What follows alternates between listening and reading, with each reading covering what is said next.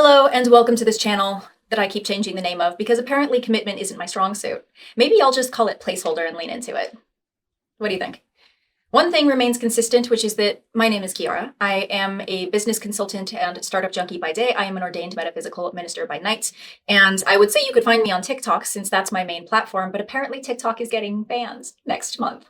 It's like a reverse Santa Claus, if you ask me. The people were like, please, Big Daddy government, give us affordable living. And instead they were like, no, we can't do that, but we can give you a furlough and we're going to take away your favorite toy like you're a naughty toddler. Goodbye, TikTok. Thanks, guys. Thanks. It's beginning to look a lot like fuck you. Speaking of Santa Claus, is Christmas pagan? Yeah, that's the segue. It's a hot topic this time of year, and if you ask Christians or you ask neo-pagans, you will of course get very different answers. Generally speaking, Christians see Christmas as the nativity. It marks the birth of Christ. But if you ask a neo-pagan, they will say it is and always has been the winter solstice, and Christians basically just co-opted it, which is actually not the full story. And typically, when you hear from people who have a strong attachment to a belief, they're going to cherry pick sources that fit their narrative, that fit their bias. And we all have biases. Biases are like bum holes. Everyone has them. And if you pretend that you don't, then you're probably full of shit. How's that for spiritual wisdom? Starting off strong. Now, I don't have a reindeer in this fight. So what I would like to do is look at the historical evidence, look at the data. And I think that when we do that, something naturally begins to emerge, something very human, which is this notion of cultural exchange. To think that someone's belief system remained untouched by external influences over centuries or millennia is to be in denial of how humans and societies have always evolved. When you have two or more cultures really, coming into contact with one another, whether through migration or trade or conquest, there is always cultural exchange. And spirituality and religion is certainly no exception. In fact, that's often a key place where that exchange happens. So let's start with the low-hanging fruit. Was Jesus born in the winter? Was he born on December 25th? There is a theological rationale that would suggest that could be the case, but the biblical evidence actually points toward a spring birth. And to see this, we need to turn to Luke 2, where Joseph and Mary are traveling to Bethlehem for the census, for the Roman census. Now, Roman bureaucrats not exactly known for their stellar logistics, but not likely that they would ask all of their people to trek across the entire empire in the dead of winter. If a census took place, it was much more likely that it would happen when the weather was better, when travel conditions were better. In addition, in Luke 2:8, the shepherds are keeping watch over their flocks at night. In ancient Judea, so present-day parts of Israel and Palestine, flocks were typically grazed outdoors in the warmer months, particularly spring, and by winter, sheep were often sheltered indoors due to the colder temperatures and reduced pasture availability. Because if you've ever tried to herd sheep in freezing rain, they know about faster than you can say silent night. I'm not speaking from experience, obviously, that's conjecture. So most historians, scholars, and theologians don't subscribe to a wintertime birth. Most will say the spring. Some will also say late summer, early fall. But some, especially theologians, still subscribe to the idea that Jesus was born in the winter. And their reasoning for this usually stems from one of a couple historical documents. One comes from Hippolyta of Rome. One comes from Sextus Julius Africanus. That is quite the name.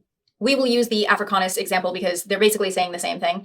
In his work, The Chronographia, he proposes March 25th as the conception date for Christ. And then, you add 9 months and you get December 25th. But what's kind of funny about this is that early Christians believed that March 25th, they associated March 25th to the creation of the world.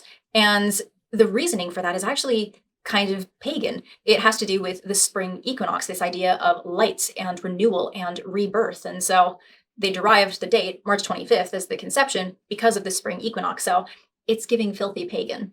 Another interesting theological point for why Christ would have been conceived in the spring and born in the winter is that in Jewish and some early Christian thought, there's this idea that to die on the day you are conceived is the indicator of an extremely holy person. And if Jesus is the most holy person to have ever lived, it would make sense that he died on the day that he was conceived. We know for a fact that he died during Passover, which is in the spring. So in summary, the biblical evidence actually indicates that Jesus was born in the spring, whereas the theological reasoning that kind of has pagan roots would indicate that he was born in the winter. And it's usually at this point that neo-pagans jump in and they're like, and this is proof. This is all the evidence that the Grinch didn't steal Christmas, Christians did. But that's also not the full story because all the winter solstice traditions were actually celebrated prior to the 25th. They were celebrated earlier in the month. And what's ironic about this is after Christmas was established and as Christianity spread, a number of these solstice celebrations actually changed their date to be the 25th. And we'll get into some possible reasons for why that is. But winter solstice traditions have been celebrated in many cultures and all over, basically. And despite them all having kind of like their own unique flair on it, whether it's the Holly and Oak King of the Celts or Yule in Scandinavia, they're all celebrating the same thing, which is the longest and darkest night of the year. That is the winter solstice, because after that, the days become longer and brighter. And so winter solstice celebrations are about celebrating the triumph of the light over the dark. Kind of synchronistically matches up with the story of Christ. But based on my research, I don't believe that the Christians chose December 25th because of how it aligned with pagan traditions. I believe they chose it because they believed the 25th of March was the date of creation, and they added 9 months onto that because that's how babies are made or something. I thought they came from storks or out of your belly button. I had to get a robe because Massachusetts is cold. Needless to say, this is certainly one of those instances where correlation does not necessarily equal causation. Yes, there are interesting parallels between Christ being the light of the world and the winter solstice traditions being about the triumph of the light over the darkness. But some people will go so far as to say that Christ was just a Christian patriarchal retelling of a story that had come before him. But what's interesting about that, even though it seems to be true on a symbolic level, is that Christ, for all intents and purposes, was a real historical person. And some people will try to debate that, but we've got the archaeological evidence, we have the Christian and non-Christian, and that's key. It's not just the Bible. There are other non-Christian sources that verify his existence. And so when I look at that, and it's like, here comes along this real life figure that seemed to embody all of his mythological predecessors. It was like the Spirit made flesh. And when I look at that, because I have a very integrative and like holistic lens when it comes to spirituality and religion, I just see the Creator laughing. I see the divine intelligence underpinning all of life. And it's not a coincidence. It is a grand synchronicity. And that is, of course, my personal opinion. Take it or leave it. So let's take a look at some of these winter solstice traditions. A common one people will point to is Sol Invictus, which was a Roman holiday celebrating the sun god. And people like to say that it was co-opted by Christianity because we went from celebrating the sun god, S-U-N, to the son of God, S-O-N, and that's cute. But they didn't speak English then. So beyond the etymological hurdle, there's also the fact that it wasn't celebrated on December 25th until 274 CE when Emperor Aurelius moved it to that date. Now, whether he did so to map to the Julian calendar, it's quite likely that with the spread of Christianity, they were aligning themselves with that date. And we can only speculate as to why, but I mean, you don't have to think very hard. It's either a marketing tactic because you get more recruits, or what I find to be most likely is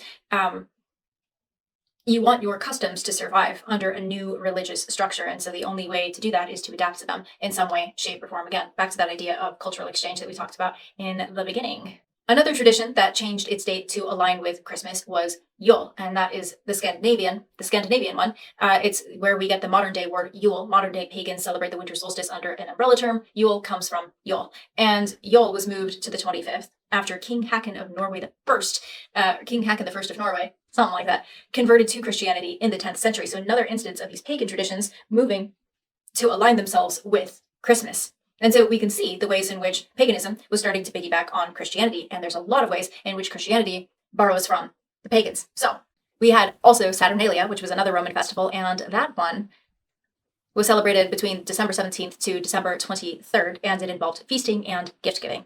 That principle of gift giving finds its way into Christmas as we know it today. Although that could also have been because of St. Nicholas and some other traditions. So exactly where the gift giving came from, we can't specifically say Saturnalia, but it's a possibility. There was also the Oak King and the Holly King, so the way that they celebrated it in Celtic traditions, likely where we get, the mistletoe, the holly, the evergreen. And then there's Santa, which is a real wild mashup. He is like 1/3 Christian saint, 1/3 Old Norse god. He's like also inspired by Odin, and 1/3 shroom-eating reindeer from Siberian shamanism. And that is a video for another day. This is Kiara from the future.